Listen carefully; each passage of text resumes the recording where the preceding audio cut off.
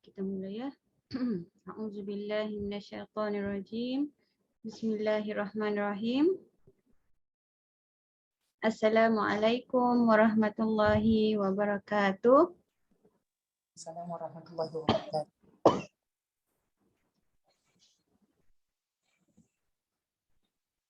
Baiklah, bagi memberkati majlis ilmu kita pada petang ini, ya, insya-Allah.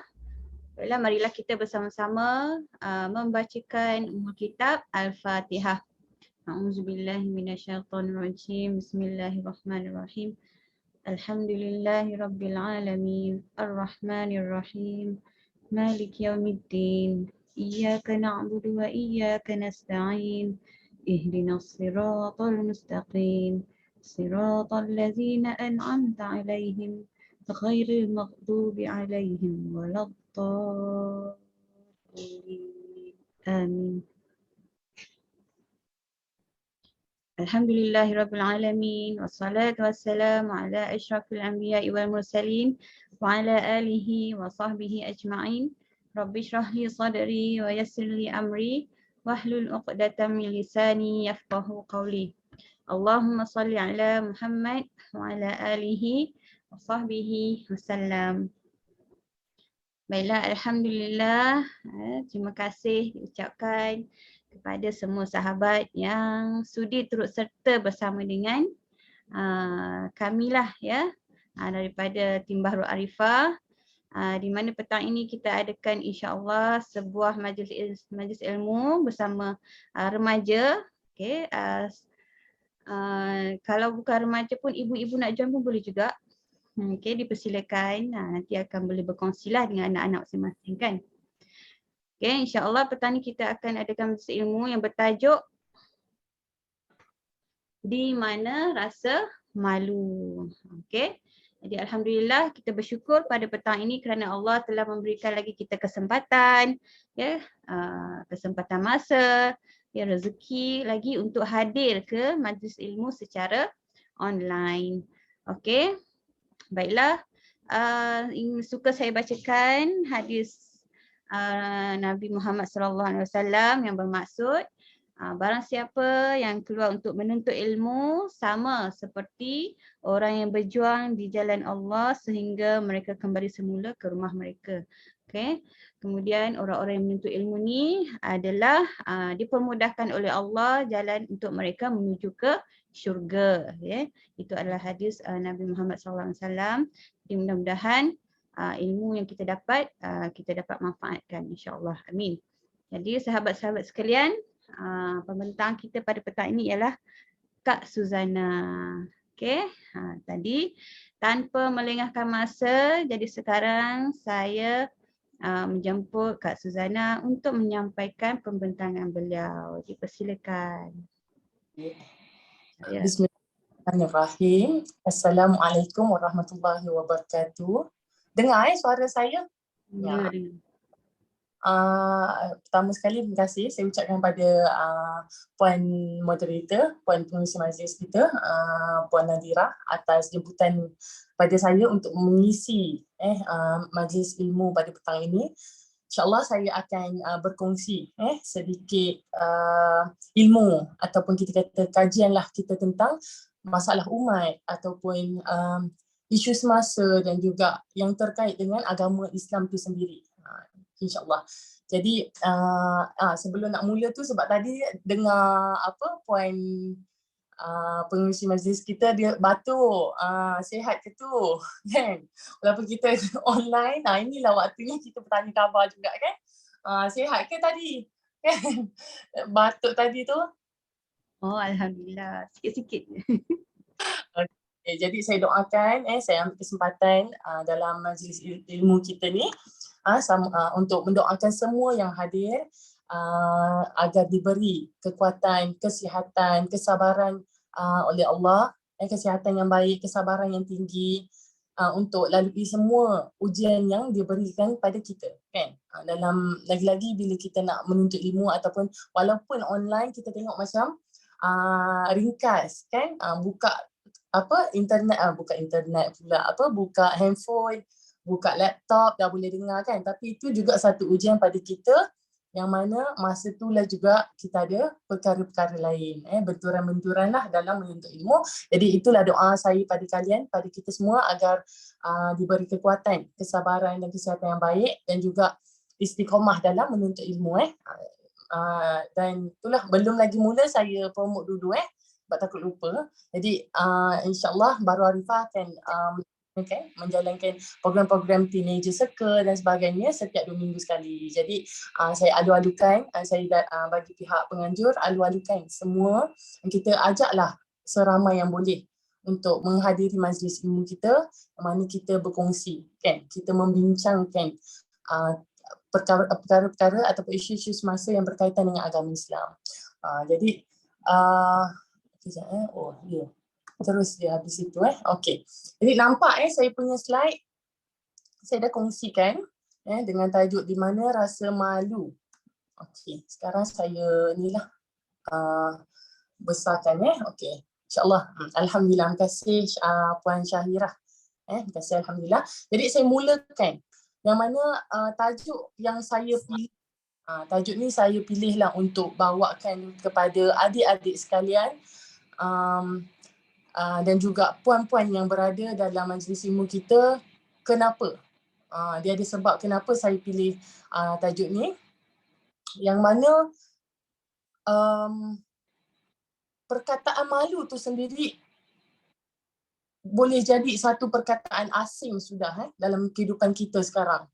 Tapi saya percaya saya nak buat yang terbaik, dan juga Antuna, adik-adik sekalian juga ada perasaan malu ni. Cumanya kenapa saya masih juga memilih untuk berkongsi tentang tajuk ini adalah untuk kita menceritakan kepada umat. Untuk kita menyampaikan kepada umat apabila kita sudah memiliki sesuatu ilmu. Sesuatu pengkajian. Jadi inilah tujuan saya, yang mana memang untuk menyampaikan kepada adik-adik dan juga umat di luar sana terkait dengan perkataan malu tu sendiri. Jadi tajuk dia sesuailah dengan apa yang sedang berlaku sekarang. Yang mana saya rasa hampir kita semua pun tahu tentang ada isu yang berkaitan dengan penghinaan agama Islam lah, secara terang-terangannya. Dan di situ kita nampak kalau adik-adik yang tak tengok lagi pada berita tersebut, bolehlah nanti Jadi kita kena ambil tahu apa yang berlaku dalam situasi semasa kita. Dan juga kalau kita lihat pada perbuatannya, memang hilang sudah perasaan malu, sikap malu, sifat malu dalam diri seorang muslimah, wanita Islam. Okey, jadi insyaAllah saya teruskan. Dengan skop pembentangan pada petang ni ada 4, itu inikah kita, di mana rasa malu kita. Yang ketiga, malu itu adalah iman dan ianya adalah mahkota kemuliaan, yang menjadi nombor 4 lah dalam perbincangan kita nanti insyaAllah. Jadi kita mulakan dengan yang pertama. Saya ni selalu ambil masa lebih kan, itu yang tadi dah fikir dah, awal ni kena laju. Sebab awal ni adalah fakta ataupun kita kata berita-berita yang saya nak sampaikan, tetapi tidak perlu untuk mengulas lebih lanjut. Yang saya nak sampaikan adalah di belakang, yang mana nombor 3 dengan nombor 4 tadi. Okey. Tapi tetap juga kita kena ambil tahu ini ke kita. Bila kita kata di mana rasa malu kita, kita lihat, kita perhatikan diri sendiri, keluarga kita, masyarakat kita, negara kita sendiri. Adakah ini kita? Okey, itu satu persoalan yang saya nak sampaikan pada adik-adik yang hadir, pada ibu-ibu yang masuk pada majlis perkongsian yang hari ini kan. Jadi ini ke kita? Kita lihat macam mana kita. Inilah yang tadi berita pertama yang saya kongsikan. Yang mana wanita ini dia menghina Islam secara terang-terangan dalam satu kelab. Nampak kat belakang tu dia ada tulis Comedy Club. Jadi dekat sinilah di mana mereka ini mempersendakan agama Islam. Dan yang saya nak nak stress out adalah apabila dia dengan beraninya menanggalkan pakaian seorang muslimah di khalayak ramai. Dahlah dia menghina agama kita dengan mengatakan dia menghafal juzuk Al-Quran sebanyak 15, dan selepas itu dia juga membuka auratnya di hadapan khalayak ramai.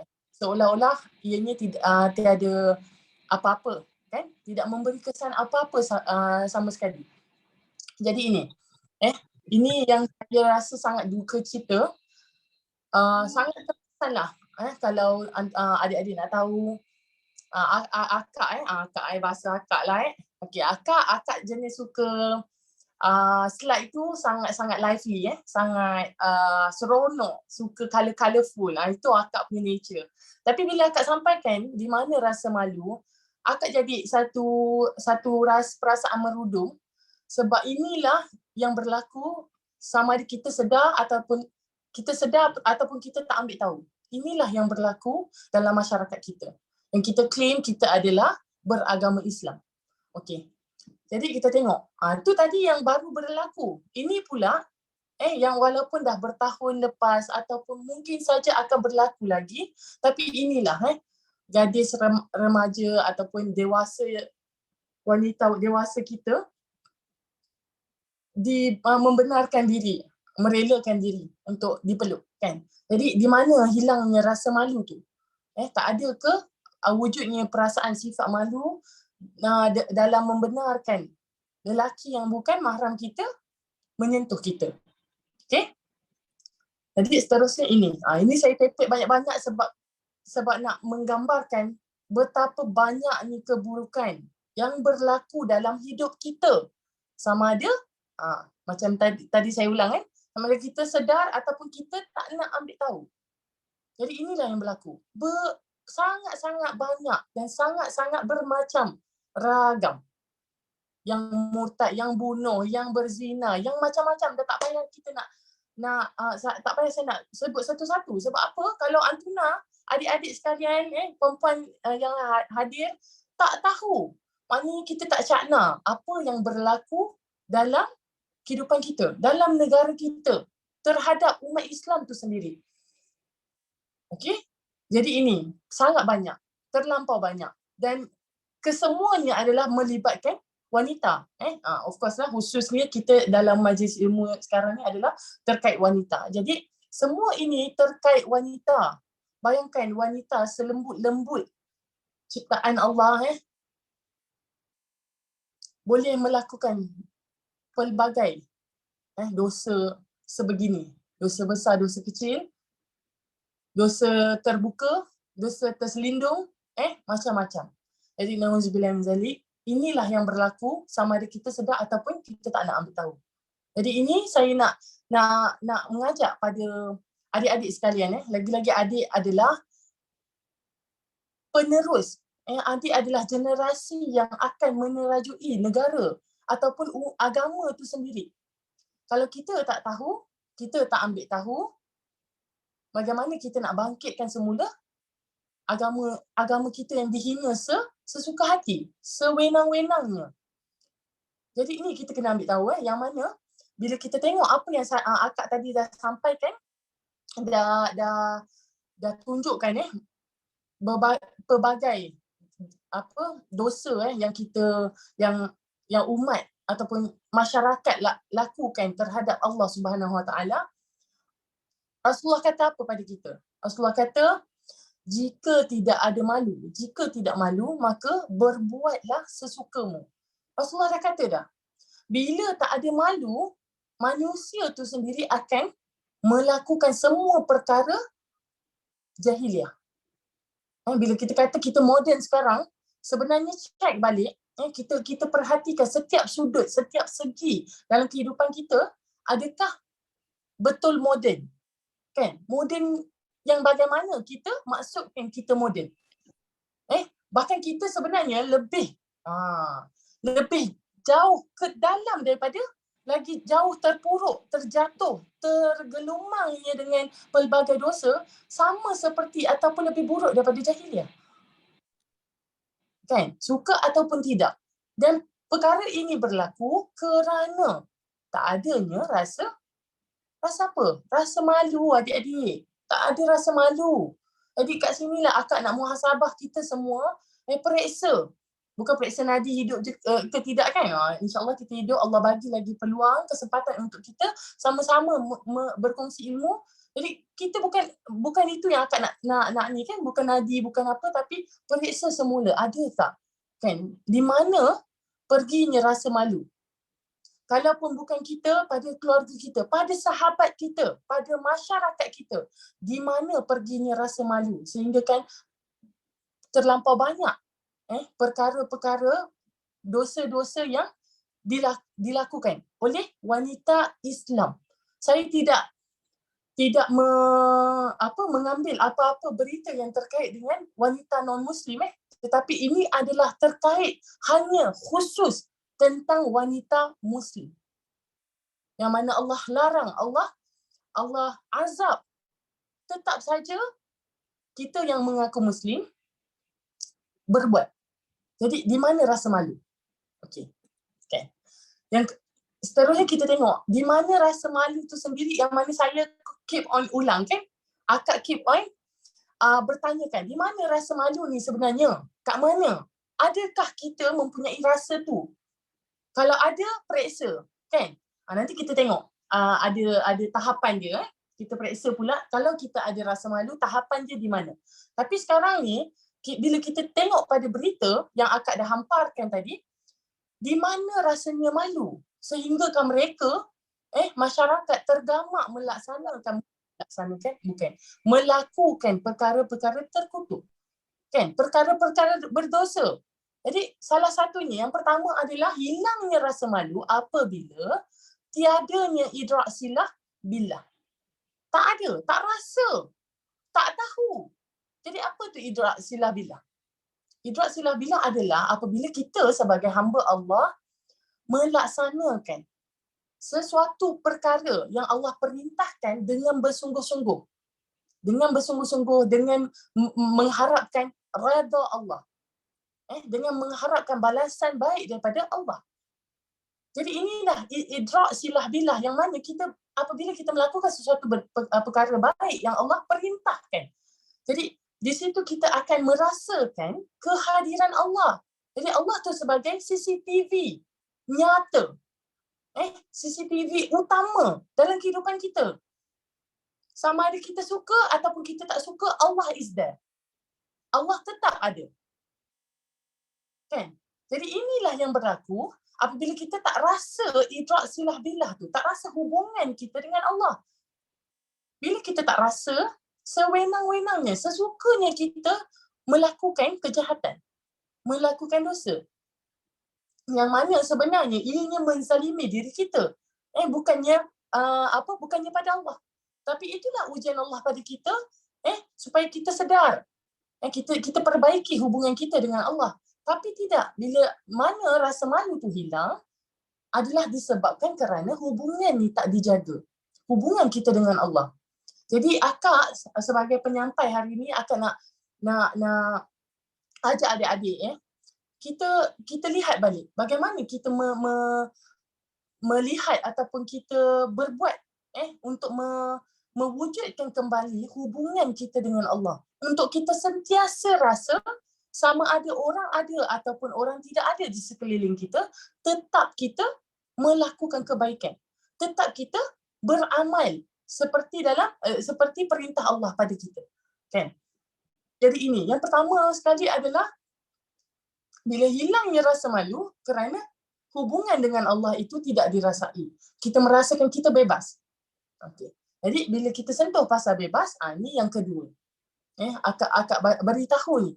Yang kedua, kenapa hilangnya rasa malu kita? Sebab serangan ini.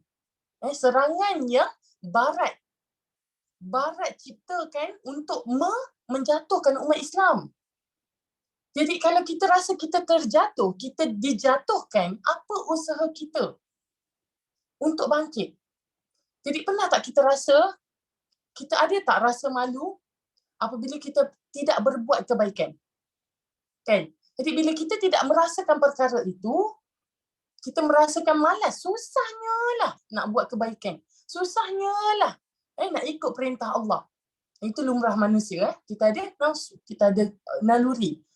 Jadi ini antara penyebab kenapa nafsu kita, naluri kita, sifat kita hilang sebagai seorang Muslim. Hilang. Ini sebab serangan Barat ke atas umat Islam. Yang akak bagi ni adalah contoh, bukanlah contoh, tetapi antara yang berlaku. Banyak lagi. Kita ada pluralism, kita ada macam-macam. Jadi antaranya liberalism. Jadi liberalism tu apa? Akak bagi huraian ringkas sebab nanti kat belakang tu ada banyak lagi akak nak sampaikan. Jadi kalau yang ada antara tiga ni yang adik-adik ataupun puan-puan tidak faham, boleh rujuk balik ataupun boleh kontak saya, nanti kita ada further discussion insya-Allah. Jadi liberalism tu apa? Yang dibawa oleh Barat, lahirnya daripada pemisahan agama dengan kehidupan, kan? Kalau Barat tu sebab apa? Sebab zamannya adalah bila ditindas oleh golongan raja dan padari. Tapi dibawa pula pada kita yang mana liberalism ni adalah buah daripada secularism, pemisahan agama tu tadi. Jadi bila adanya ini berlaku Islam moderate, Islam mudah, kita nak memudahkan Islam, kita nak toleratekan Islam, kita nak kompromikan agama kita. Itulah liberalism. Liberal, hedonism. Hedonism tu apa? Kecintaan kita kepada hiburan. Siapa yang ajar? Siapa yang beri kita hiburan? Barat. Kan? Kita sekarang sudut pandang kita ke mana? Ke Barat. Kalau ke Barat tu kena perbaiki balik. Kena perbaiki dengan mencari tahu apa sebenarnya rancangan Barat ke atas kita. Jadi ini serangan dia. Sehingga kan kita hilang rasa malu. Feminism. Wujudnya feminism adalah untuk apa? Golongan-golongan ni. Untuk menyama tarafkan lelaki dan perempuan. Sedangkan Allah dah beritahu, Rasulullah beritahu pada kita, wanita bukan second class. Bukan second class tetapi sama. Allah kata apa? Lelaki dan perempuan itu bersaudara. Sama-sama. Membuat kebaikan pun bersama. Melakukan amal ma'ruf pun bersama. Mencegah nahi mungkar pun bersama. Jadi tidak ada isu nak menyama tarafkan wanita dengan lelaki. Sebab apa? Kalau kita kata kita nak menyama tarafkan, itulah LGBT. Kan? Tiba-tiba lelaki nak jadi perempuan, perempuan nak jadi lelaki. Jadi hedonism ni yang saya nak tekankan adalah punca kenapa hilangnya rasa malu pada masyarakat kita. Adik-adik pergilah ke taman. Pergilah ke shopping mall. Buka mata kita ni. Tengok. Jangan kita hanya memikirkan diri kita tetapi ambil tahu urusan umat. Jadi ini, pergilah adik-adik perempuan semua ke taman, ke mana yang ada umat, ada masyarakat kita dan lihatlah sendiri bagaimana perasaan malu itu sudah tak ada. Kalau setiap Sabtu atau Ahad tu, kebanyakan taman lah akan menganjurkan menganjurkan tarian apa kita panggil zumba, aerobik, apa pun namanya, tapi dianjurkan di taman-taman dan juga di shopping mall. Macam hari tu saya pernah bawa anak saya dekat shopping mall dekat sini, kat Cyberjaya. Jadi ada sekumpulan ni dia buat tarian lah, tarian. Jadi anak saya ni melihat dan saya katakan pada dia, itu adalah apabila kita tidak merasakan malu. Kita boleh berjoget di halayak ramai. Kita boleh menari, kita boleh terkinja-kinja di halayak ramai. Tutuplah bagaimanapun badan kamu, tetap saja apabila kamu terkinja-kinja di hadapan halayak ramai. Tersasul. Halayak ramai, maka bentuk badan kita tetap akan terlihat. Kan? Inilah hedonism. Lebih cinta kepada perkara-perkara yang mendatangkan kononnya manfaat kepada kita. Sampai hilangnya rasa malu. Sangat-sangat sedih. Rasa malu dah tak kisah dah. Ada yang akak nampak tu bertudung, malu-malu. Tapi tetap juga mengikut irama. Dan itu bukan itu bukan daripada ajaran Islam. Lihat balik, setiap perbuatan kita ini diikat, wajib diikat dengan syariat Allah. Kalau tak buat, kalaulah ada satu perkara yang kita lakukan dan tidak diikat dengan syariat Allah, dekat situ tolong buka mata, buka minda kita besar-besar, muhasabah diri. Jangan ego. Turunkan bakok kita ni, muhasabah diri ni. Betul ke apa yang kita laksanakan? Macam hari ni anak saya tengah tak sihat. Ada penganjur ada tanyakan pada saya sama ada untuk cancelkan ataupun tidak. Tapi disebabkan rasa malu. Kalau tak dapat sampaikan, sedangkan kita tahu, saya sendiri tahu bagaimana sekalipun kalau saya menjaga anak saya, tapi bagaimanapun saya menjaga, dia tidak akan sembuh dalam masa 1 jam yang saya spend untuk bersama dengan Antuna, kan, bersama dengan adik-adik. Dan bukanlah tidak akan sembuh tu saya mendoakan, tidak. Tapi saya tahu badannya dah surut, kan. Ayahnya boleh menjaga. Jadi saya mengambil peluang waktu ini untuk bersama dengan Antuna untuk berkongsi, mengkaji Islam. Untuk mencari tahu apa yang berlaku dalam masyarakat kita. Sebab apa? Sebab saya nakkan rasa malu ni. Rasa malu. Diri saya, rasa malu kepada Antuna, rasa malu kepada Allah. Jadi yang hilangnya rasa malu ni, salah satunya adalah hedonism yang tadi, bila adik-adik nampak, sampai kita biarkan dia lelaki, K-pop, Hindustani, Chinese ke, apa pun bangsanya, apabila dia bukan mahram kepada kita, haram untuk dia menyentuh kita. Memandang pun dah haram, apatah lagi kita biarkan diri kita disentuh. Okey. Jadi ini kenapa hilangnya rasa malu, yang mana bila berlakunya serangan-serangan hedonism, feminism dan sebagainya, berlakulah pula normalisasi maksiat. Yang mana kalau kita tengok dalam keratan akhbar ni, dia kata apa? Hina Islam, bertenang. Dia kata dengan kita bertenang, tak perlu beri reaksi melampau, tak payah komen macam-macam, tak payah. Istilahnya apa? Jangan jaga tepi kain orang.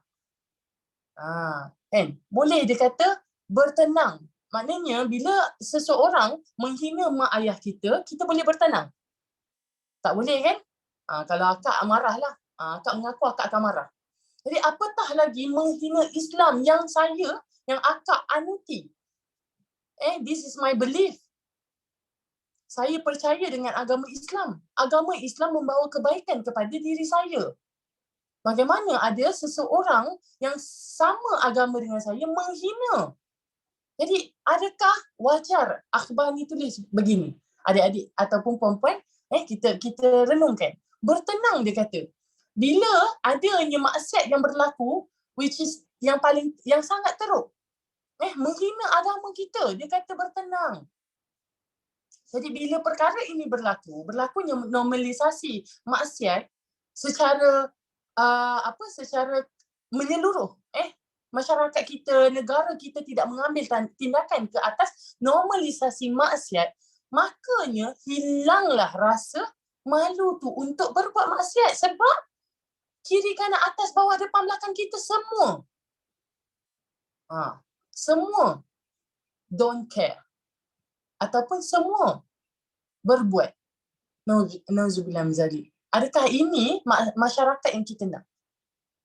Jadi hilangnya rasa malu tu apabila berlakunya normalisasi maksiat yang tidak dicegah. Di mana nahi mungkar sekarang? Di mana? Jadi bila akak ajak adik-adik semua, perempuan sekalian, untuk melakukan amar ma'ruf, nahi mungkar. Awal tahun ni saya agak ditampar lah orang kata. Sebab apa? Ada sahabat saya, dia mengatakan, amar ma'ruf tu sangat orang suka.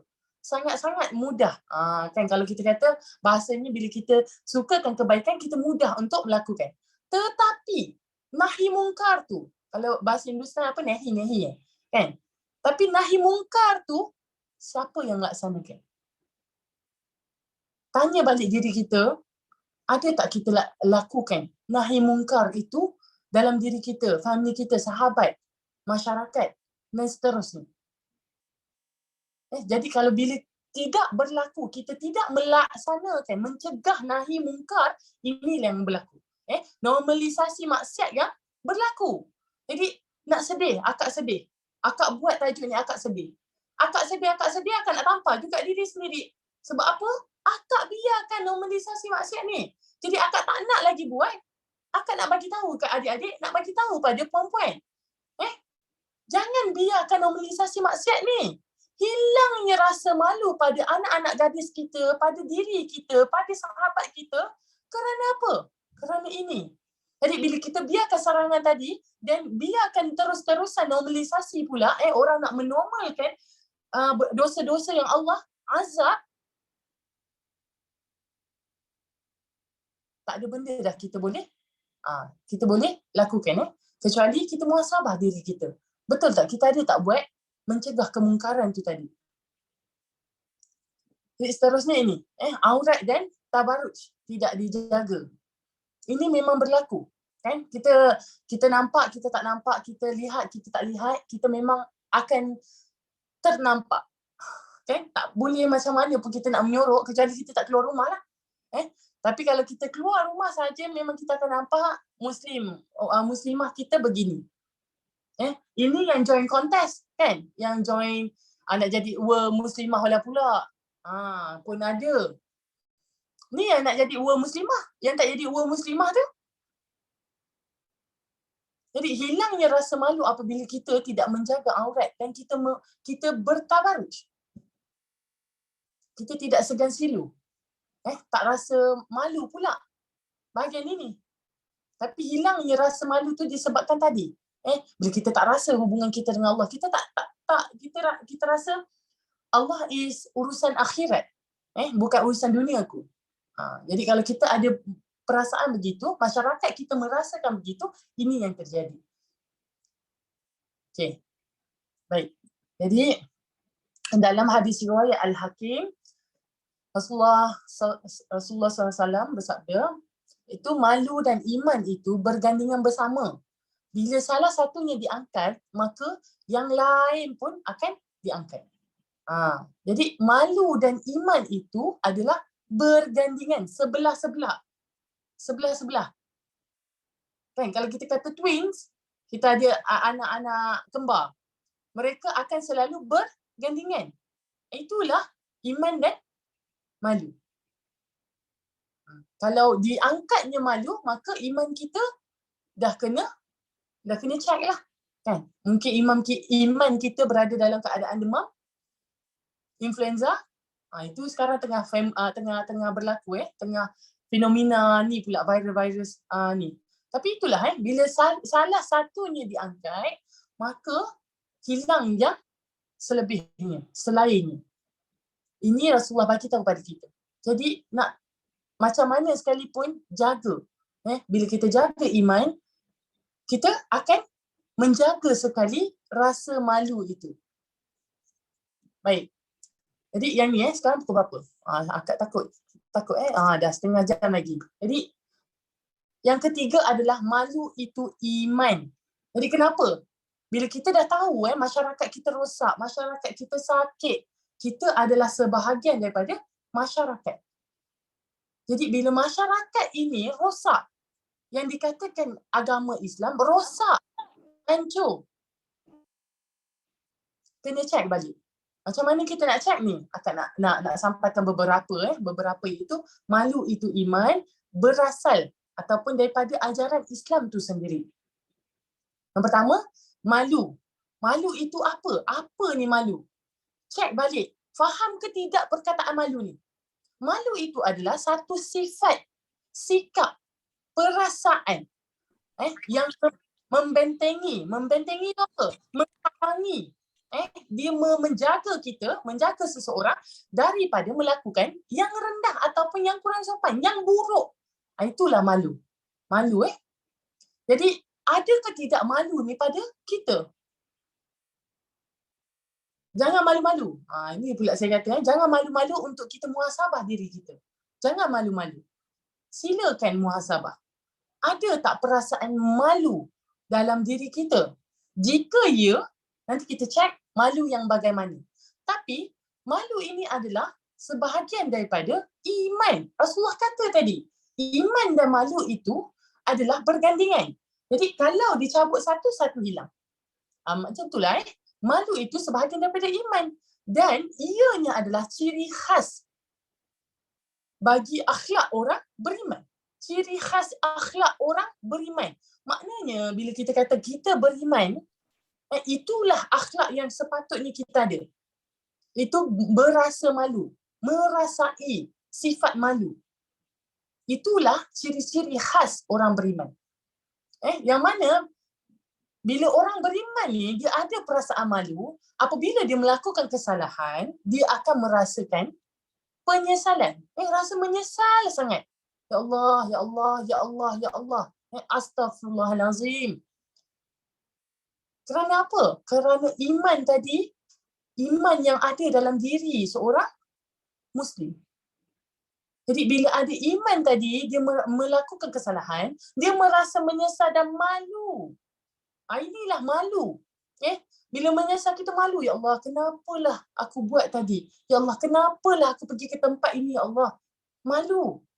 Menyesal. Jadi secara keseluruhannya, rasa malu ini adalah kebaikan bagi seorang Muslim. Jadi wajib, mesti kena ada rasa malu. Kalau tak ada rasa malu, bagaimana akhlak kita? Bagaimana iman kita? Cek balik. Akak bagi tahu pada adik-adik sebab apa? Macam akak kata tadi, adik-adik adalah penerus, adik-adik muda, adik-adik adalah generasi yang akan membangkitkan masyarakat. Kalau adik-adik tidak memahami perasaan, tidak merasai sifat malu ni, bagaimana masyarakat yang akan tumbuh kemudian hari? Jadi ni, kena memahami apa itu sifat malu. Kenapa kena ada malu? Sebab rasa malu tu dalam agama Islam adalah kebaikan bagi kita Muslimah. Ni khusus, akak bagi tahu ni khusus. Bagi Muslimah itu satu kebaikan kerana membentengi kita. Membentengi nafsu kita. Perasaan kita tu daripada berbuat kejahatan. Seterusnya, sesungguhnya setiap agama itu memiliki akhlak dan akhlak Islam itu adalah rasa malu. Rasulullah bagi tahu pada kita. Setiap agama ada akhlak. Tapi dalam Islam lah ditekankan rasa malu. Kena ada rasa malu. Baik lelaki, baik perempuan. Hadis riwayat Ibnu Majah. Jadi kita tengok. Seterusnya kita tengok. Kenali sifat malu. Sifat malu ni ada dua. Ada dua. Yang pertamanya, apabila ianya adalah merupakan bahagian daripada iman kita. Jadi yang pertama, ni bahagian daripada iman kita. Bila kita ada, kita kenal, kita ada sifat malu, kita tengok ianya bahagian iman ataupun kelemahan iman kita. Maknanya bila bahagian iman, apa yang dia buat untuk kita? Apa perasaan malu ni buat bagi tubuh badan kita, bagi diri kita sendiri, apa? Iaitu menghindari perbuatan buruk. Kan? Bila mana kita merasakan kita nak terjerumus dalam sesuatu kemungkaran, bila adanya sifat malu, automatik. Secara semula jadi, kita akan rasa stop. Tak ada siapa pun yang menghalang kita. Tetapi sifat malu inilah yang menghalang kita. Sifat malu ni. Jadi kena check, kena kenal. Bahagian malu diri kita ni, bahagian malu yang mana? Bahagian iman ataupun kelemahan iman tu sendiri? Iman bila lemah jadi apa? Tapi inilah bahagian iman tadi, bila kita ada sifat malu yang mendorong, yang lebih kepada bahagian iman tu sendiri, ia akan menghindari, menghalang kita daripada perbuatan tercela. Jadi dengan itulah keimanan kita akan dikukuhkan, mendatangkan kebaikan pada diri kita. Jadi jangan kita kata, kenapa nak malu? Kan janganlah malu-malu. Tak payahlah malu. Malu itu apabila dalam keadaan yang baik, disertai dengan iman, bergandingan dengan iman, ianya sendiri adalah kebaikan. Tetapi, kalau malu kita tu dalam bahagian kedua ni, kelemahan iman, maka ini adalah adalah apa? Adalah kerugian kita. Kerugian kita adik-adik. Sebab apa? Dia akan menghalang kita daripada kebaikan yang tadi. Kalau dianya bahagian iman, dia akan memberi kebaikan pada kita, sifat malu ni. Tapi bila sifat malu ni berada dalam kelemahan iman, maka dia akan mencantas, menghalang kebaikan daripada diri kita rasa. Contoh apa? Bila kita malu tak bertempat. Malu tak bertempat, kita malu nak bertanya, bertanya ilmu. Jangan bertanya benda bukan. Bertanya ilmu, nak berbuat kebaikan, nak berdakwah. Kak Suzana, jom kita berdakwah, pergi taman. Taman mana senang? Rumah saya ada taman. Jom. Itu adalah kebaikan. Jadi insya-Allah bahagian sifat malu kita itu berada dalam bahagian iman. Tetapi kalaunya bila siapa ni? Ada Aina Akilah. Kan? Kalau Aina Akilah ni adik-adik, akak ajak dan menolak. Akak akan terus pujuk. Jangan risau, akak tak bergarang pun, akak pujuk je. Tapi itu kita kena check. Kalau menolak, maknanya adakah sifat malu kita itu berada dalam kelemahan iman? Kerana ianya menghalang kita daripada berbuat kebaikan. Kena faham. Kena faham dua sifat malu ni. Yang mana kita? Jadi, akak doakan bukanlah kita berada dalam kelemahan iman. Yang kita nak kejar adalah bahagian iman tu sendiri supaya Allah redha. Kita hidup kat dunia ini supaya Allah redha. Bukan manusia redha. Bukan sesiapa yang sukakan kita, tetapi Allah dan Rasul. Itu. Ingat ke tidak ke tergelincir bagaimanapun kita, ingat kembali, tujuan kita hidup pada bumi ini adalah untuk mencari redha Allah. Untuk dapatkan cinta Allah kepada kita. Susah bagaimana sekalipun. Baik. Seterusnya, rasai sifat malu. Saya dah takut ni sebab macam banyak lagi. Kalau saya akak lambat, akak minta masa untuk teruskan. Bagi siapa yang tak boleh, ada urusan selepas pukul 4, bolehlah berundur, mengundurkan diri. Tetapi kalau sesiapa yang boleh, teruskan bersama saya. Saya minta masa sedikit. Jadi saya laju, akak akan laju sikit. Rasai sifat malu ni ada 3 jenis sifat malu. Yang pertama, malu kepada diri sendiri. Apabila kita sedikit sangat melakukan amal kebaikan untuk umat, untuk masyarakat. Sebab apa? Bila kita melakukan untuk diri kita, kita boleh. Bila ada masa kita baca Quran, bila ada masa kita solat tahajud, bila ada masa kita menyantuni anak-anak kita, itu semua ibadah. Ibadah kita, diri kita, anak-anak kita semua. Tetapi kepada masyarakat, apa sumbangan kita? Jadi yang pertama, malu kepada diri sendiri adalah apabila kita, sumbangan kita kepada masyarakat itu sikit. Kebaikan kita pada masyarakat itu sikit. Malulah kita pada diri sendiri. Itu yang pertama. Yang kedua adalah malu kepada manusia lain. Ini malu yang kita kata tidak padu. Bukan tidak penting, tetapi malu kepada manusia lain bukanlah untuk meraih. Sebab apa? Allah kata kalau kita raih, kita riak ataupun kita nak dapat redha manusia itu, nanti di akhirat nanti, kita akan merangkak-rangkak, kita akan mencari redha orang tu. Maknanya Allah tak redha pada kita. Tapi bukan malu yang itu. Bukan malu yang itu. Malu ini adalah apabila kita berada di halayak masyarakat kita, yang kita merasa malu untuk berbuat kemungkaran. Itulah menjaga diri kita daripada melanggar perintah Allah. Ini malu kepada manusia lain. Kita malu orang tengok kita buka tudung. Kita malu orang tengok kaki kita tak pakai stokin. Contoh kan. Malu. Itulah malu kepada manusia lain. Yang ketiga adalah malu kepada Allah. Malu paling maksimum, malu paling penting, malu paling terbaik. Terbaik macam ni. Ni kan.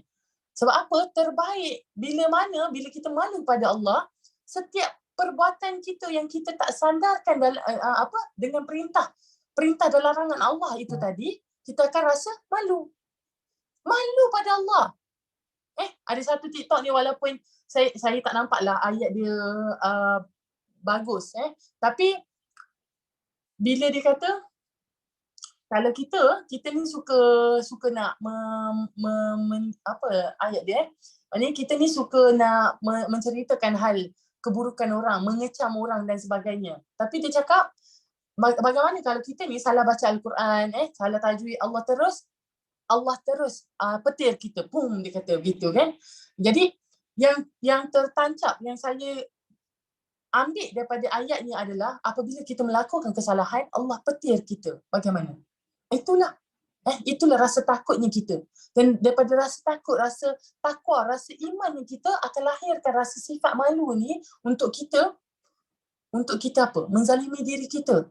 Kan? Untuk kita melakukan perkara yang Allah larang. Jadi malu kepada Allah itu adalah malu yang terbaik yang patut setiap umat Islam ada. Okey. Inilah rasai sifat malu itu. Kena ada dalam diri kita. Paling penting rasa malu kepada Allah. Bila kita ajak pada majlis ilmu, sedangkan Allah kata dalam hadis riwayat Muslim apa? Ilmu itu wajib. Menuntut ilmu itu wajib kepada setiap lelaki dan perempuan. Jadi kita cek, kita ni lelaki ke kita perempuan? Dia hanya ada 2 je jantina. Lelaki ke perempuan? Jadi kalau lelaki wajib, perempuan wajib. Mana lagi kita nak lari? Jadi kalau tak menuntut ilmu itu adalah satu malu. Malulah kita pada Allah. Baik. Seterusnya keanggunan sifat malu. Ini akak akan ambil dalam 2 sebab akak ada 4 kisah. Tapi akak akan ambil 2 yang mana yang pertama ni akak rasa akak ceritalah wanita syurga ni yang mana so ada seorang wanita syurga yang dikisahkan oleh sahabat Rasulullah yang mana dia ini ada penyakit sawan, epilepsi kan, penyakit sawan. Dan setiap kali penyakit sawan tu datang menyerang, akan tersingkaplah auratnya. Kita tahu penyakit sawan, siapa tak tahu? Akak tak boleh lah buat ni. Maknanya kalau kita menggeletar ke ataupun tubuh badan kita bergoyang secara kuat dan tidak boleh dikawal oleh diri kita sendiri. Itu sawan. Jadi bila sawan tu berlaku, semua tersingkap auratnya. Jadi dia datang pada Rasulullah, dia kata, "Ya Rasulullah, aku menghidap penyakit sawan dan aku inginkan doa daripada kamu supaya mendoakan hilang diberi kesembuhan daripada penyakit sawan." Jadi Rasulullah kata apa? "Maukah aku beri kamu pilihan sama ada kamu mahu kesembuhan daripada penyakit sawan ataupun kesabaran." Jadi apa wanita syurga ni, dia ni wanita hitam. Kalau kita kata bahasa, kalau orang sekarang ni tak cantik, tak rupawan.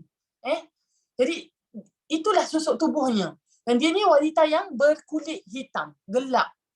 Dan apabila Rasulullah memberikan pilihan sama ada mahu sembuh ataupun mahu bersabar, maka dia kata sebab Rasulullah kata apa? Kalau kamu bersabar, maka syurga itu pasti untuk kamu. Jadi wanita ni kata apa?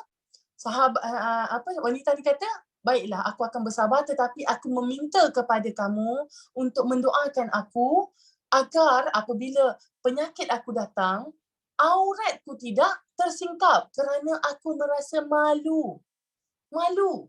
Sedangkan kita tahu kalau kita dah berada dalam keadaan sakit, aurat kita tidak terjaga dengan sempurna, itu tidak berdosa.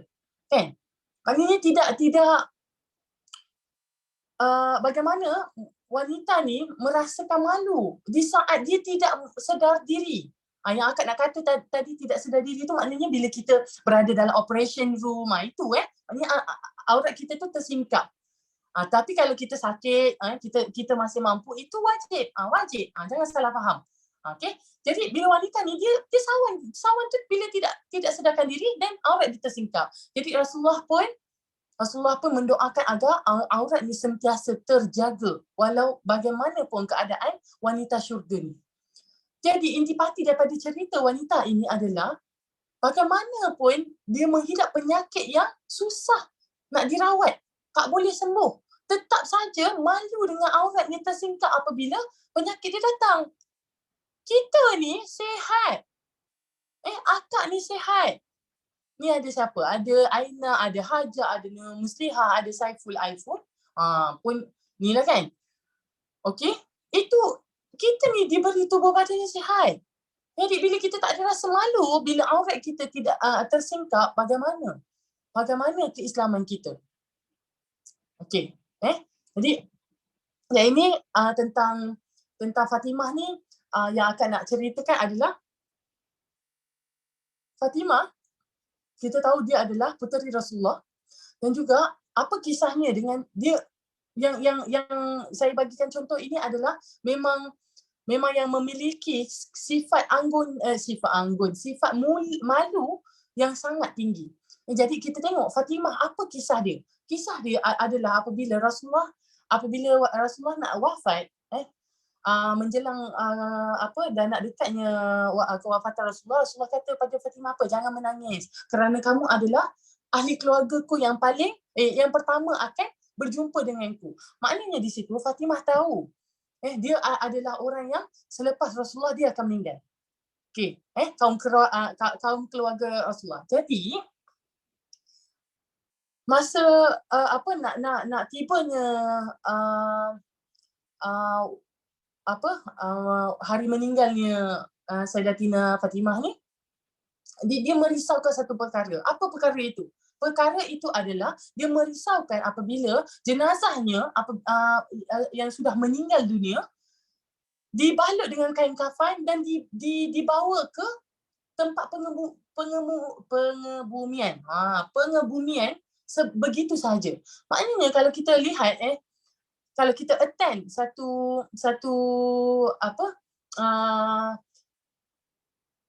orang yang dah meninggal dunia ni, kita nampak kan tubuh badannya akan hanya dibalut dengan kain kafan.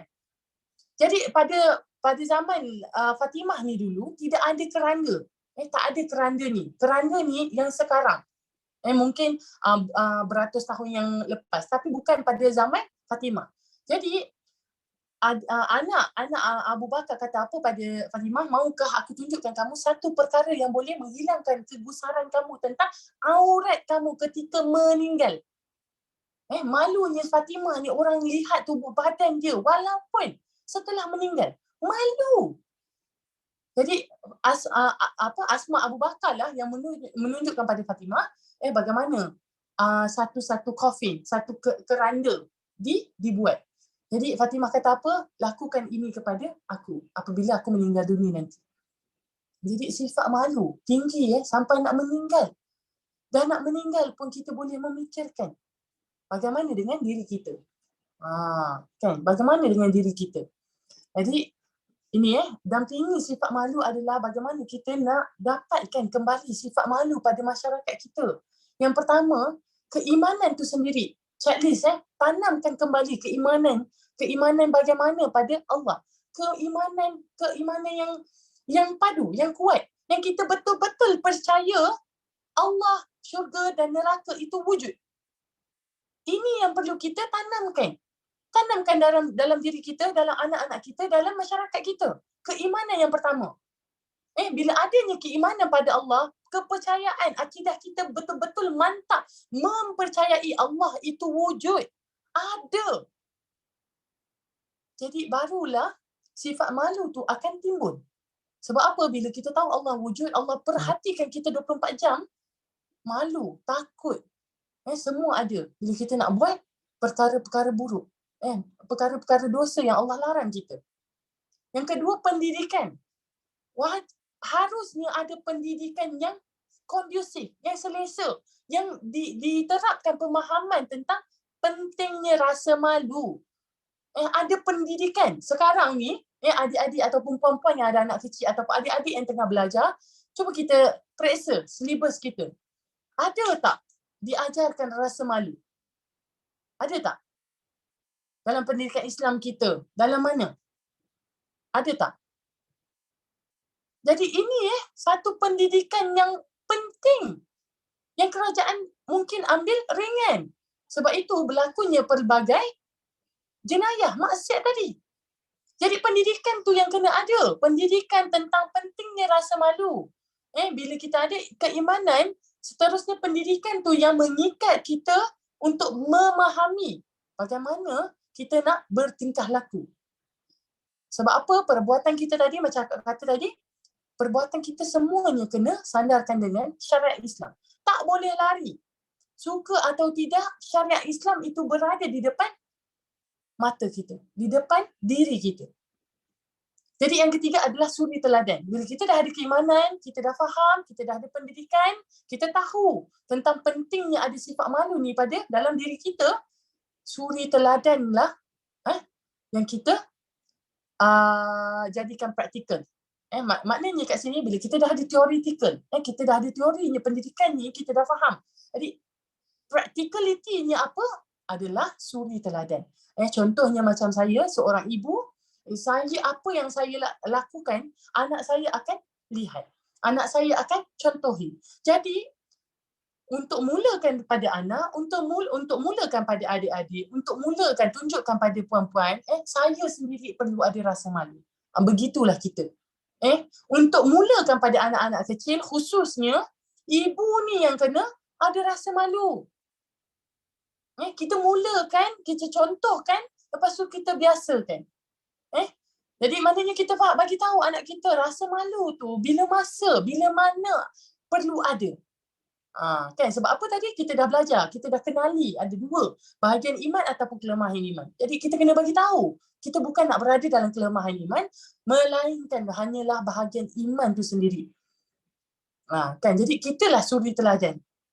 Kita biarpun kita tak ada anak, kita ada anak buah, kita ada anak murid, tak kira. Kitalah suri teladan bila mana kita dah faham pentingnya sifat malu ni dalam membina kebangkitan umat Islam. Kalau kita nampak tadi berita-berita yang saya bagi tu semua hancur. Teruk. Kalau kita kata di belasah 10, 20, 30, kan? Umat Islam ni secara pemikiran maupun fizikal teruk. Jadi macam mana nak bangkit? Ini. Kena belajar. Kena mengkaji, kena mencari tahu. Jadi yang kita tengah bincangkan sekarang ni adalah sifat malu tu sendiri yang memang kita nampak hilang. Hilang. Tak ada. Hilang. Jadi ni, dampingi. Kembalikan semula sifat malu kita. Jadi jika dirimu mendidik seorang laki-laki, maka kau telah mendidik seseorang. Dan apabila dirimu mendidik seorang anak perempuan, maka kau telah mendidik suatu umat. Betapa dirimu begitu berharga. Nampak? Wahai wanita muslim. Bila mendidik seorang anak perempuan, maka kau telah mendidik. Seumpamanya mendidik suatu umat. Kenapa? Kerana pentingnya wanita ini berada dalam satu posisi yang penting. Bukan beradu tenaga, bukan beradu kekuatan kita, tetapi beradu bagaimana pemikiran intelektual kita. Bagaimana kita mendepani, menyediakan diri kita untuk berada di barisan hadapan untuk membangkitkan umat kita. Kita ni. Adik-adik, puan-puan, saya, jom. Kitalah wanita yang akan melahirkan, yang membangkitkan. Jadi kalau bukan kita, siapa lagi? Sebab apa? Dalam ni Al-Imam Abdul Hamid bin Badis, dia kata kalau kita mendidik seorang anak perempuan, maka telah mendidik suatu umat. Sebab itu pentingnya mendidik anak perempuan dengan akhlak. Mendidik anak perempuan dengan sifat malu. Sebab apa? Ni kakak saya selalu pesan. Kakak saya seorang yang tak ada anak. Allah tak kurniakan dia rezeki cahaya mata. Jadi dia selalu melihat pada anak-anak buah. Dan dia selalu berpesan pada kami yang mana didiklah dengan akhlak. Didiklah dengan akhlak. Sebab apa? Cantik rupawan sudah bertebaran. Kalau kita tengok cantik rupawan, langsing, putih, gebu, apa semua ayat yang kita nak menggambarkan seseorang, itu sangat ramai. Sangat bersepah kita kata kan. Ramai. Tetapi yang ada akhlak, yang ada sifat malu itu yang 1 dalam sejuta. Saya ada anak lelaki seorang. Jadi inilah iklan sikit. Siapa ada anak perempuan, bolehlah kita nak book.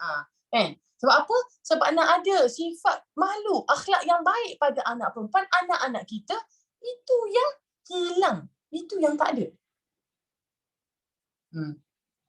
Dia kata apa? Mendidik seorang anak perempuan ibarat mendidik suatu umat. Pentingnya, hebatnya kita. Jadi siapa pandang rendah? Siapa yang pandang rendah? Pada kaum Muslim. Perempuan Muslim. Siapa pandang rendah? Kita pandang rendah diri kita. Sebab tu kita tak berbuat. Kita pandang rendah. Kita tak percaya pada potensi diri kita. Kita membangkitkan satu masyarakat gemilang. Tengok macam mana Sultan Muhammad Al-Fatih. Seorang ibunya berada di tulang belakang dia. Kan? Tiap-tiap hari menancapkan kata-kata semangat pada dia supaya menakluki Konstantinopel. Jadi siapa? Ibunya. Ibu tu siapa? Kita ibu. Adik-adik akan menjadi ibu. Adik-adik adalah ibu saudara. Adik-adik adalah guru. Adik-adik adalah masyarakat. Kita.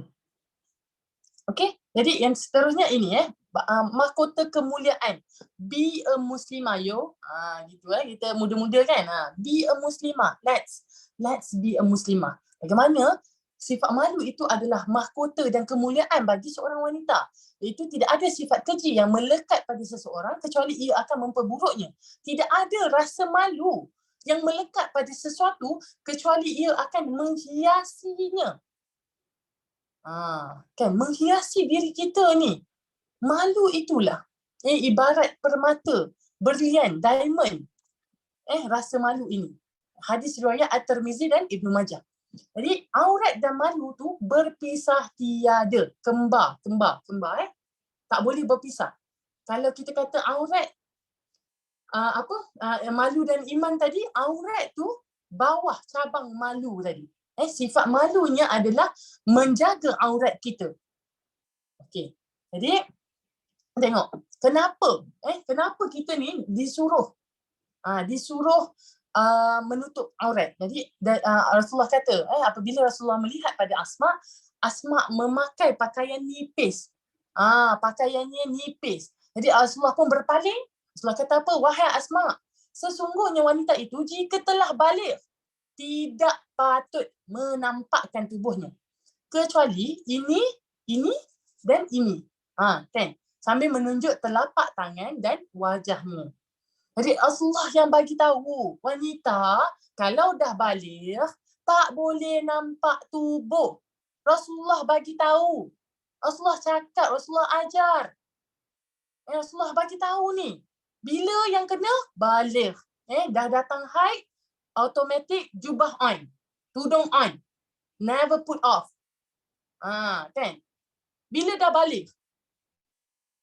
Jadi itulah Rasulullah ajar pada kita kan. Dan ini daripada hadis riwayat Abu Daud, para wanita yang berpakaian tetapi pada hakikatnya telanjang. Astagfirullahalazim. Berlenggang-lenggok dan kepala mereka seperti bonggol unta tidak akan masuk syurga ataupun sekadar mencium baunya pun. Rasulullah bagi tahu, tengok Yang ni tak bol. Yang this one akak bolkan. Sebab apa? Sangat amaran keras Siapa yang berpakaian seperti seolah-olah telanjang dan kepalanya bertudung tu tinggi-tinggi sanggulnya dan sebagainya, tak masuk syurga, tak cium bau syurga. Nauzubillah min zalik. Rasulullah kata ni. Jadi kita ni nak ikut siapa? Nak ikut siapa ni? Adik-adik nak ikut siapa? Nak ikut barat ke? Nak ikut K-pop ke? Apa yang dia bagi ni? Apa yang mereka bagi pada kita ni, Dik? Ni akak bagi tahu ni. Wanita yang berpakaian seperti telanjang, Rasulullah kata tak masuk syurga. So, ni akak nak bagi tahu, akak nak ajar. Ataupun akak nak remind. Kita remind kembali bagaimana cara kita menutup aurat. Kita cek balik. Cek hukum menutup aurat ni dah bagi tahu. Ada khimar, tudung. Ada jilbab, itu jubah, sekeping. Dan tabaruj tu tidak diperbolehkan bagi wanita Muslim. Wanita luar sana pun yang bukan non-Muslim tu pun sepatutnya tidak. Kalau berada dalam daulat Islam nanti akan semuanya dijaga. Tak ada yang nak tabaruj dah. Jadi ini dalam Islam diajarkan kepada wanita Muslim yang kita mengaku kita Islam, kita mengucap syahadah ini. Rasulullah ajar dalam Quran bagi tahu. Ada khimar, ada jilbab. Dalam kita ada pakaian dalam rumah. Jadi luar rumah adalah 2 keping. Dan juga stokin lah. Dan juga stokin sebab apa tadi Rasulullah kata apa pada Asma? 2 ini sahaja. Jadi stokin pasang. Baik. So ni tengok. Tengok kat sini apa yang sebelah tu kan, sebelah kanan tu. Ini bukan hijab. Ini bukan hijab. Yang hijab tu yang purple. Dan setiap yang menjadi permasalahan kita sekarang ini adalah apabila kita memakai seperti yang warna purple, kita tidak apa? Kita tidak fashionista. Betul ke? Betul ke kalau kita pakai warna purple ni kita tak fashionista? Ada tak adik-adik yang nak menjawab akak ni? Boleh ni. Kan? Ada. Betul ke kita ni kalau pakai warna purple ni kita tak fashionista? Kalau tak ada yang menjawab tu betul lah tu kan? Maknanya bukan. Maknanya kalaupun kita pakai seperti warna purple ni, purple, bukan bermaksud kita tidak cantik. Tidak bermaksud kita tidak mempersonakan. Sebab itu semua bukan mahram kita, bukan untuk dunia di luar sana yang melihat. Tetapi di dalam rumah. Kita nak fashionista, kita nak apa di dalam rumah. Kita nak cantik, kita nak apa pun di dalam rumah. Itulah sifat malu yang melindungi diri kita daripada merasa kita tidak fashionista. Bila kita ada sifat malu, ialah yang akan melindungi diri kita apabila kita berpakaian seperti yang warna purple ni, kita merasakan kita tidak fashionista. Akak pakai ni tudung labu tudung labu macam ustazah selalu kalau orang kata macam ustazah. Ini bukan ustazah, ini pakaian muslim. Pakaian muslim, Dek. Kalau kita kata muslim, pakailah begini. Inilah muslim. Bezanya kita dengan orang yang non-muslim. Jadi akak fashionista. Cuba jumpa akak face to face, jom. Akak fashionista, akak merasa bangga. Akak fashionista dengan fashion akak. Jadi asalkan akak berpakaian sesuai syariat Allah. Allah kata pakai begini, kita pakai begini. Siapa kita? Apa upaya kita untuk menentang Allah? Ada satu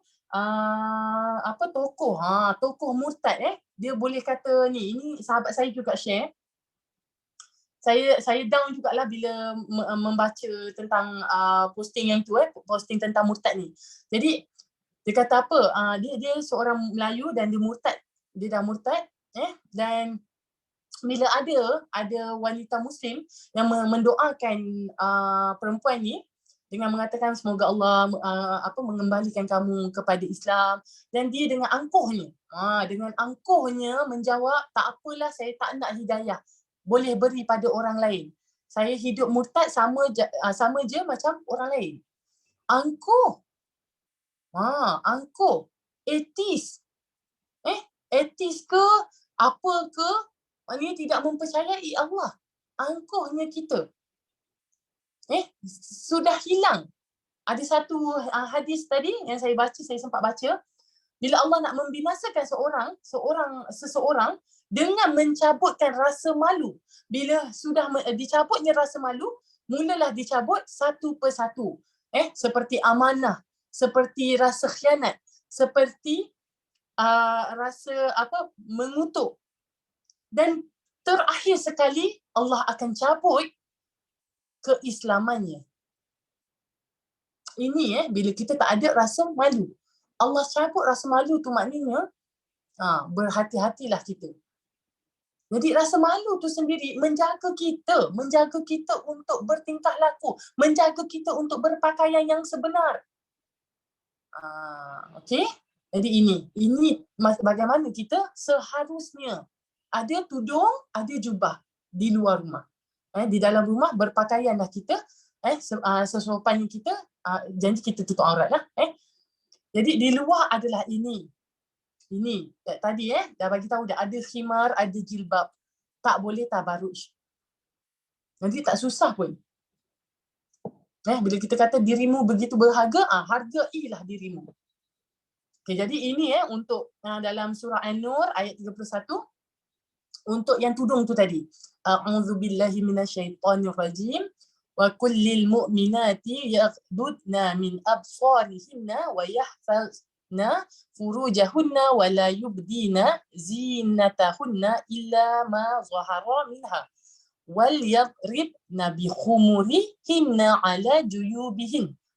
Katakanlah kepada wanita yang beriman, hendaklah mereka menahan pandangannya dan kemaluannya dan janganlah menampakkan perhiasannya kecuali yang biasa nampak daripadanya. Dan hendaklah mereka menutupkan kain kerudung ke dadanya. Ini perintah kita untuk memakai tudung. Tapi sebelumnya Allah kata apa? Menahan pandangan. Jangan melihat yang bukan-bukan, yang tidak hak, yang bukan hak kepada kita.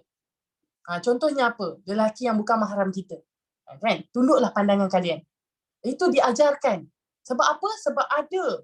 Sebab nak wujudkan, nak merasai sifat malu tu tadi. Okey. Jadi nak rasa, nak ada sifat malu tu, kena jaga diri kita. Kalau kita tak jaga diri kita, tak adanya wujud sifat malu, berlaku sesuatu yang buruk ke atas kita, kita salahkan orang. Tapi tak tengok diri sendiri dulu. Kan? Cek dulu diri sendiri. Kalau ya, semua yang kita dah checklist ni ada pada diri kita, berlaku juga. Itu ujian Allah, bagaimana kita menjalani ujian Allah. Dan itu juga kalau kita kata perkara buruk, seperti apa-apa yang kita ngeri bila dengar dirogol, dibunuh dan sebagainya, itu adalah masalah sistem sekarang yang tidak menjaga manusia.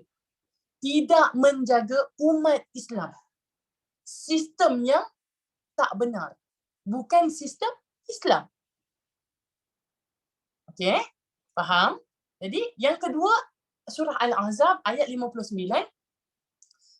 A'udzubillahi minasyaitonirrajim. Ya ayyuhan nabiyyu qul li azwajika wa banatika wa nisa'il mu'minina yudnina 'alaihinna min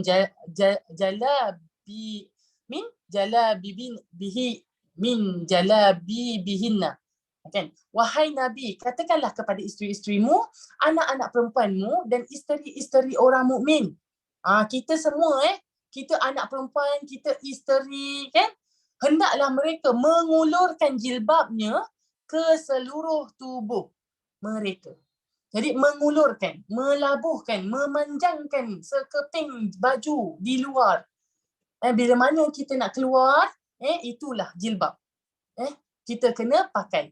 Akak ni asyik je. Lagi. Minta maaf. Jadi mengulurkan jilbabnya ke seluruh tubuh mereka. Ini diperintahkan oleh Allah kepada kita. Isteri orang mukmin, kita. Anak perempuan orang mukmin. Kita yang mengaku Islam, ini yang Allah perintahkan. Tak susah. Lagi. Ya Allah, saya nak berhenti. Berhenti cakap begitu. Okey. Jadi, a'udzubillahi minasyaitonirrajim. Wa qarna fi buyutikunna wa la tabarrajna tabarrujal jahiliyah wa qarna fi buyutikunna wa la tabarrajna tabarrujal jahiliyatil ula. Dan hendaklah kamu tetap di rumahmu dan janganlah kamu berhias dan bertingkah laku seperti orang-orang jahiliah yang dahulu. Ini larangan larangan tabaruj. Wala tabarujna. Wala, janganlah bertabaruj. Kan, janganlah kamu berhias dan bertingkah laku seperti orang jahiliah. Maksudnya orang jahiliah dahulu bertabaruj, berlebih-lebihan. Jadi kalau kita nak sama dengan jahiliah, kita bertabarujlah. Kalau kita nampak orang bertabarruj, itulah kan persamaan dia.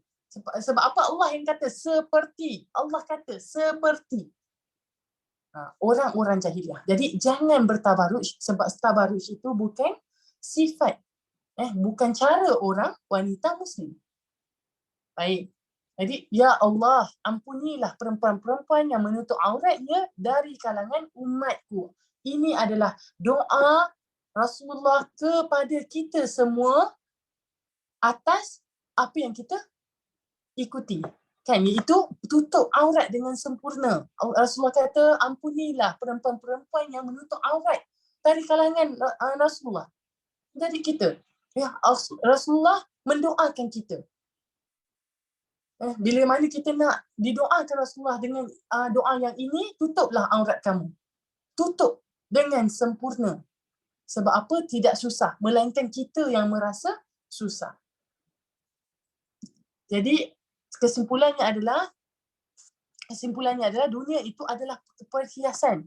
Dan sebaik-baik perhiasan dunia adalah wanita yang solehah. Hadis riwayat Muslim. Jadi nak jadi wanita solehah, ikuti apa yang Allah dan Rasul sampaikan pada kita. Nak jadi perhiasan dunia, iaitu wanita solehah. Kan? Perhiasan dunia ni sebaik-baiknya adalah kita wanita solehah. Jadi nak capai wanita solehah tu kena ada perasaan malu. Perasaan malu yang berdampingan dengan keimanan kita. InsyaAllah, wallahualam, itu saja perkongsian saya pada petang ini. Saya minta maaf lambat 17 minit, saya minta halal waktunya. Jadi saya serahkan kembali pada Puan Moderator. Terima kasih. Assalamualaikum warahmatullahi wabarakatuh. Waalaikumsalam warahmatullahi wabarakatuh. Alhamdulillah, terima kasih banyak. Jazakillah khairan katsira kepada Kak Suzana atas pembentangan tajuk di manakah rasa malu, telah disampaikan kepada kita dengan panjang lebarnya, masya-Allah. Alhamdulillah ya. Baiklah, semoga kita mengambil pengajaran dan menjadikan ilmu yang kita dapat pada petang ini, insya-Allah usahakan untuk kita amalkan ya. Amalkan dalam kehidupan kita. Sebab malu dan iman itu bergandingan. Kan? Tambah-tambah lagi kita pula adalah muslimah. Ya, muslimah ataupun wanita Islam itu memang sinonim dengan sifat malu. Jadi alhamdulillah kita ni hidup nak kejar redha Allah. Kita tak nak terpedaya dengan perhatian manusia, populariti dan sebagainya. Nauzubillah min zalik. Okey. Jadi ada ke soalan? Okey. Kalau ada soalan boleh saja bertanya. Saya tunggu sekejap.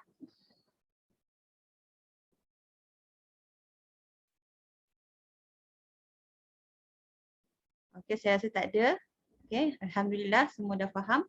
Baiklah, sebelum kita tutup majlis ilmu pada petang ini, marilah kita sama-sama mengakhiri majlis ilmu dengan membaca tasbih kafarah dan suratul Asr.